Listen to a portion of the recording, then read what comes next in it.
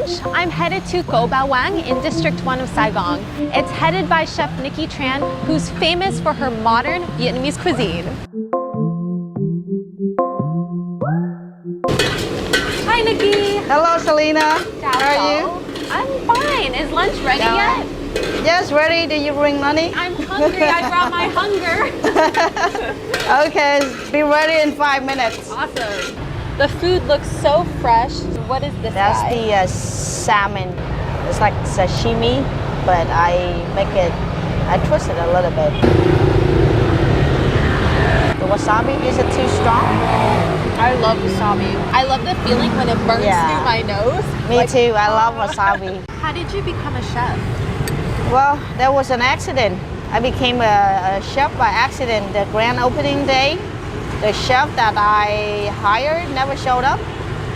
So I just jumped into the kitchen and grabbed a waiter to come help, and we had 10 items on the menu, and that was it. I never knew that it could be the best accident in my life. Why I wanted to talk to you, because you're someone who's always been very open about your sexuality, you're very active online. What are some struggles with being open about your sexuality? The struggle is mostly with myself, you know, and being discriminated against by other people. I've met a lot of young kids that they don't know what to do.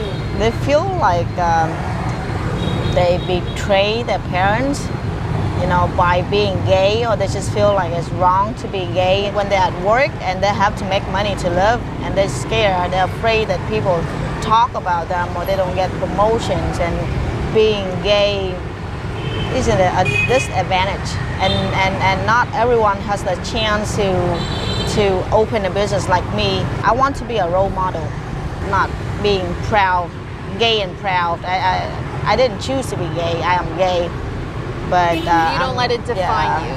I don't want it. Stands out enough. I don't think it needs to define you. This is your famous five-colored salad. Yes. Why is it called the five-colored salad? Because it has 5 colors. Look. Okay, so we got yellow.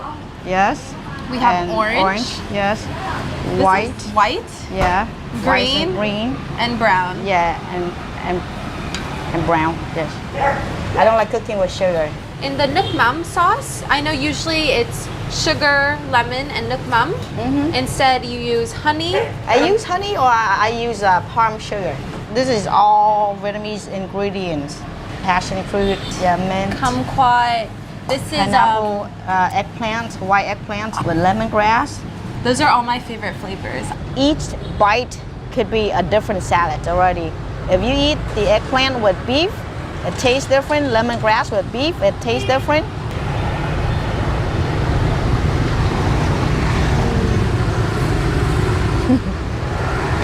The kumquat. It's so delicious when you hold me and call me your number one. So tasty, tasty when you say you love me. Tasty, eat your words up, baby. I wake up every day just being thankful that I became a chef. It helped me find myself. It helped me find the abilities that I never knew I had. After coming out and facing a lot of people saying mean things 20 years ago or years ago, that time was different. However, I learned that if I love myself so much and I feel like all the things, the mean things that people say to you, and you choose to ignore them, or you choose to feel sorry for them, everything is okay after you learn how to deal with it, and being thick-skinned too. Do you see that in Vietnam, being gay is becoming more accepted from, like you said, 20 years ago? I would talk about what I know. You know, in Saigon is the best place for gay people to be. Why do you gay say that? Vietnamese, because people are more open, and also maybe with all the food they're putting in plastic container that makes them the hormone change. So many gay people, you know. So every family has some gay people and their family, so they cannot, you know. So it's more acceptable now. Another day, another banh mi. Perhaps the most significant byproduct of French colonialism is the beautiful culinary love child known as banh mi. For dinner, I'm taking you to Banh Mi Huỳnh Hoa, a queer-owned establishment that has perfected this cross-cultural delicacy. Judging by the crowds, you'd think this place is a front for a supreme drop.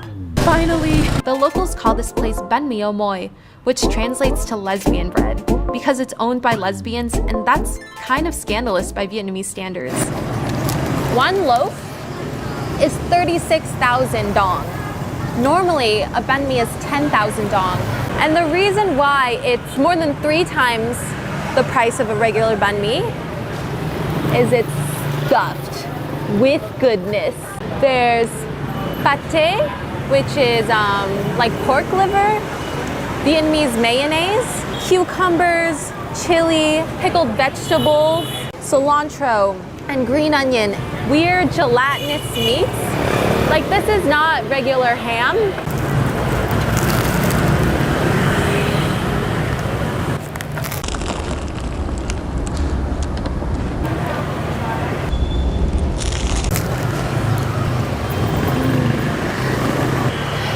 The baguette is so crispy. You can find banh mi anywhere in Saigon. But the reason why I like this place is because it's so buttery and thick and porky from all of the different meats in there. And it's perfectly cut with the cucumber and the fresh cilantro and the tart vegetables. I just think it's the best banh mi in Saigon. And it's gonna give me a ton of energy for tonight for the drag queen show. Now that I'm stuffed with carbohydrates and saturated fat, it's time to party. Tonight, I'm headed to Full Disclosure. Queen Sen, who moved to Saigon from Texas, has agreed to share with me her insights on this flourishing subculture. She's been practicing drag for a year and a half, and we met up right before the show to talk about the most glam subject of all, respect and acceptance. Can you tell me about the history of drag in Saigon? As far as I know about the gay culture and the drag culture in Saigon, it started a very, very long time ago, which is this group of transgender or gay people. They were traveling around like a circus, like a tour. Nowadays, the drag scene in Saigon is more like a bar scene. So most of the queen actually perform at bar and perform at events, wedding, funerals. So as a gay person who practices drag in Saigon, it's still quite a conservative culture, not a lot of people know about it. Do you have any struggles with being visible in this community, with being accepted? For me as a gay person, I feel it's very hard for me to fit in with society already. But like in terms of acceptance inside my own community, I feel very, very accepted. They just take me in as the weirdo that I am and not ask me much questions. And I'm very, very grateful for it. And most of the time people would be like, I don't really get what you're doing, but I respect you for it. And I think that's a very, very important mindset that you should have when it comes to drag. Because drag is about like being different, celebrating being different. I'll just let Queen Ricardo take it from here.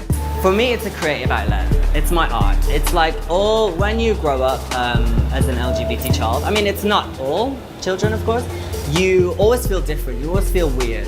So that kind of pushes you into like weirder interests, maybe you feel a bit isolated, and you explore different things. And you have it all inside, but there's nowhere to put it. You don't know where to put it because it's not in mainstream society. It's just a place where everything that's inside that you want to explore, all that confusing stuff about gender and am I masculine enough, am I feminine enough, this is a place where you can come and do what the fuck you want. Why do you think it's important to keep the drag scene alive in Saigon and to keep it growing and developing? The old generations, my parents, my grandma, they know it's there, but they're not really completely supporting it. And it's my kind of like my duty and my job to kind of like to promote it, to make drag like more open and more mainstream. So like for the generations and my generation and many generations to come, like people would get more, like understand what we do more. We have dipped our drag queens in the blood of 1,000 twins. Category is red. There. Spending all my time wishing you were mine, and now you're mine. It gets sweeter every day.